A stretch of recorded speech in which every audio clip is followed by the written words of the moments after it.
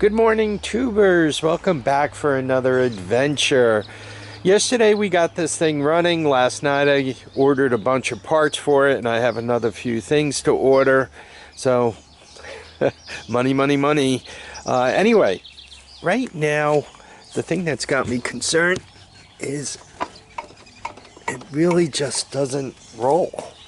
I'm hoping that the back brake is locked up.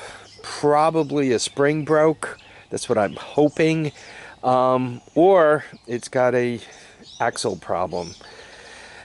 These axles are getting harder and harder to find.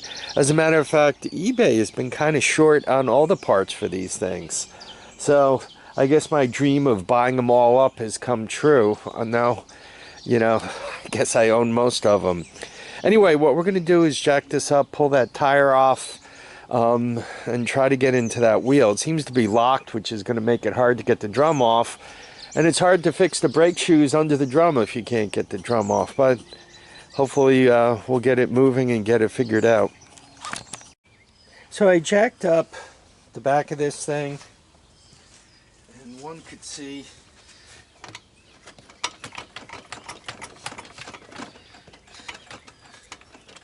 I got quite the locked rear axle here. I gotta tell you, this is one heavy brick to move around. So when this happens, normally there's a couple of places you want to come right to, and obviously I'm zooming in on the back wheel so you guys could get the context. This is the brake lever that defines whether your brakes are working or not. And initially it was pretty loose. Now you see this thing here.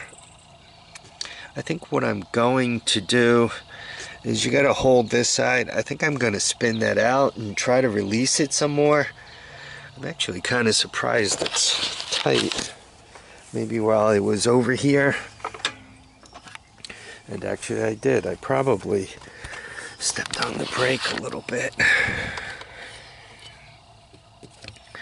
So but it doesn't seem to be releasing.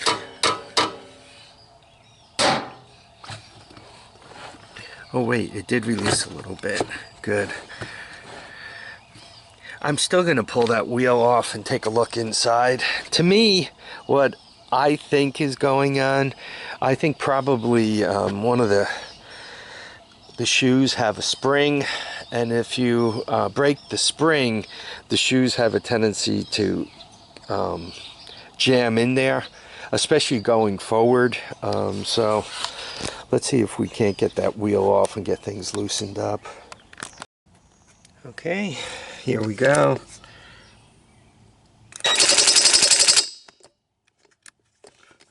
Things never go easy.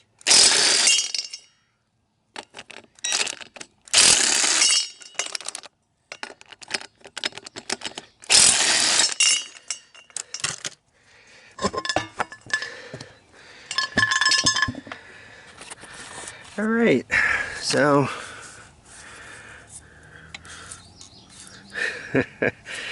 so much for turning easy. It looks like I gotta get this bolt off. I'm gonna have to pull this drum. I think that drum comes off, does it? Yeah. I see bolts around the outside. Well, time to take it apart.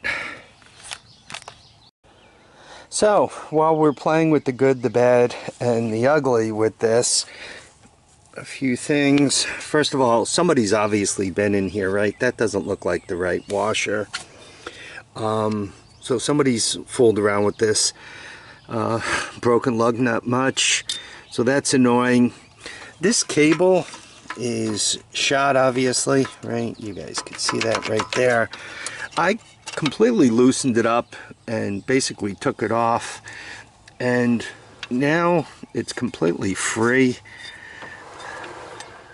and it seems to be functioning properly, right? So I think it's okay. As a matter of fact, I think the pedal brake even works. I'm just gonna loosen things up on that a little bit, so I don't have to tear all this apart. And I wasn't looking forward to it, because once you take it apart, you really should replace that gasket too. So I'm happy about that. So in the meantime, I'm going to get this trivia here out of the way. Right, obviously it's dead. I'm going to clean up, lubricate up, get some oil in here into that cable. It'd actually be nice if the foot brake works on this. Generally speaking, in my mind, when I ride one of these, I'm thinking foot brake. I normally don't reach for the handbrake. So having one of them working would be a good thing. Makes the thing a little bit more useful, and a little better probability you can let somebody who doesn't ride all the time ride. It's not making any bad sounds, like crunchy sounds or chirpy sounds or anything, so I don't think anything's broken in there. And right, it seems, and then it loosens right up. It's not catching. I don't think anything is broken. I think it's just a matter of some bad cabling. Okay, check it out. Obviously it's looser than it needs to be, but I did that deliberately. Also, for this lever, that it springs back from both directions. And that's also important, right? See how it springs back from that direction and the other direction. So, and no more dragging. Hopefully no more dragging. Also important. So everything's lubricated up here. Everything's turning properly.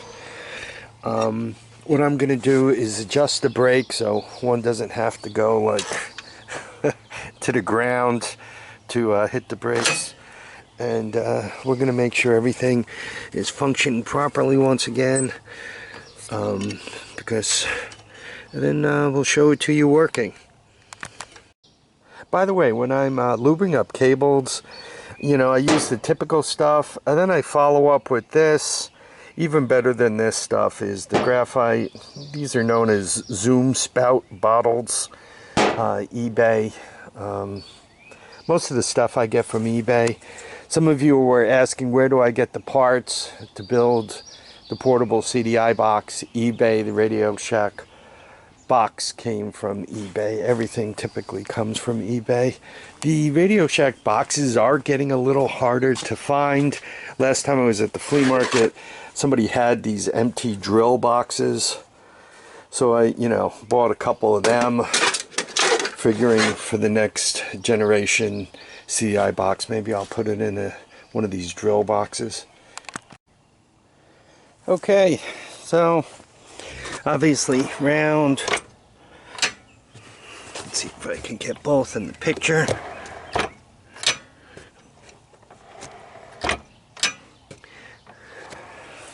So not only does it have brakes, it rolls easily.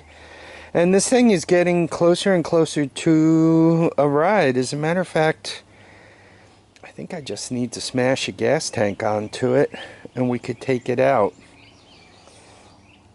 Once again, many of you are saying, typically you don't bring them all the way back. And quite honestly, that's true. But you really want to make sure they're going to run and move and do all those things before you even attempt to bring them back. You could just buy this thing and say, okay, I'm going to get plastic. I'm going to, buy a new old stock carburetor and whatever else you're going to buy. and have a whole pile of parts, find yourself into this thing, could be 500 to 1,000 besides the initial purchase price, and discover that you have a tragic problem that you really can't overcome without another 500 to 1,000, right? So you want to make sure that you're going to get yourself to the point of running and moving before you decide how far you're going with the restore. Something like this also kind of makes a great rat rod type of restore. If you do it clever, you do it in a cool way, you know, it could have some value to it, right? You know what? I think I'm going to wrap this video up here.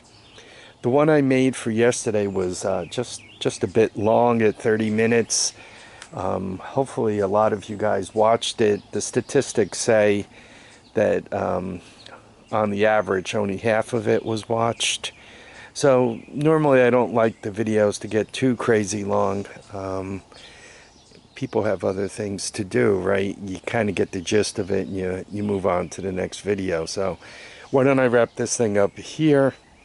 I want to thank everybody for dropping by to watch and comment and subscribe. Please remember, feet down, heads up, and get out and enjoy each and every day. Bye now.